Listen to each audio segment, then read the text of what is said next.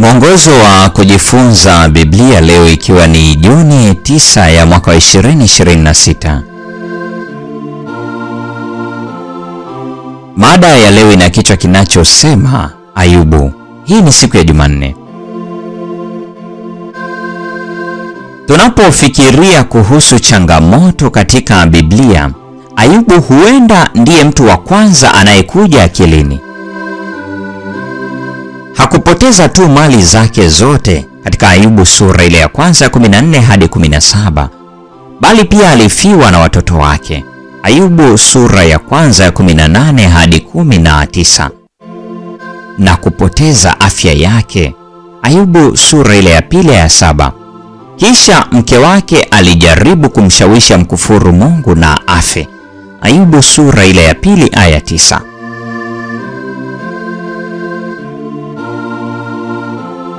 Baada ya muda, rafiki watatu walikuja kuketi na Ayubu.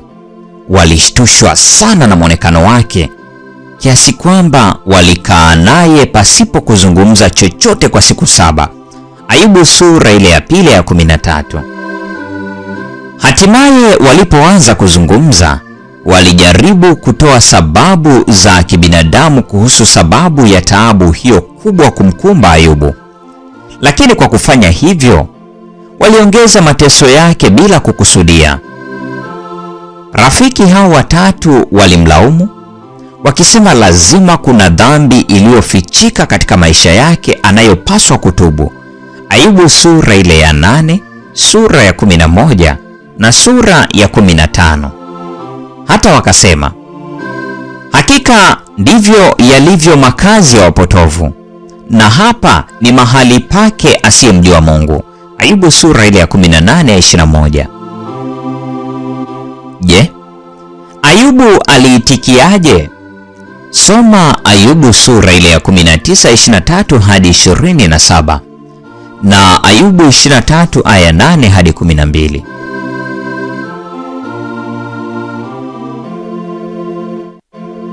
Haidhuru matukio ya kusikitisha yaliyomzunguka na ukweli kwamba hakuyaelewa, Ayubu alibaki kuwa mwaminifu. Alishikilia imani yake, hakumlaumu Mungu wala kumkufuru. Badala yake, alipojaribiwa kumlaumu Mungu, alitamka, mimi nilitoka tumboni mwa mama yangu niliuchi, nami nitarudi tena huko uchi vile vile. Bwana alitoa na Bwana ametoa, jina la Bwana na libarikiwe. Ayubu sura ile ya kwanza aya 21. Sisi pia tunaishi katikati ya vita hii. Shetani hutuletea maumivu, mateso, kufiwa na shida kama sehemu ya mpango wake wa kupotosha taswira yetu ya Mungu mwenye upendo.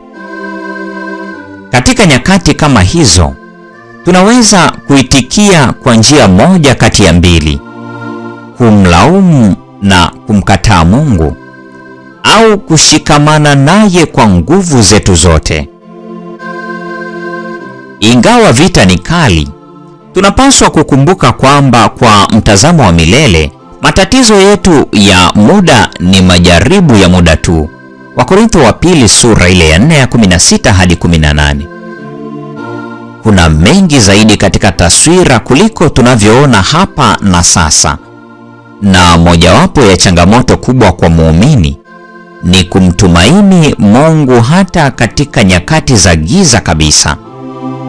Mungu ametufunulia kwa njia nyingi uhalisia wa upendo wake.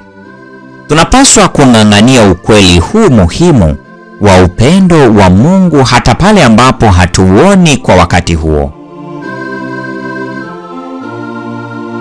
Kama uko katikati ya wakati mgumu sasa hivi, mkimbilie Mungu.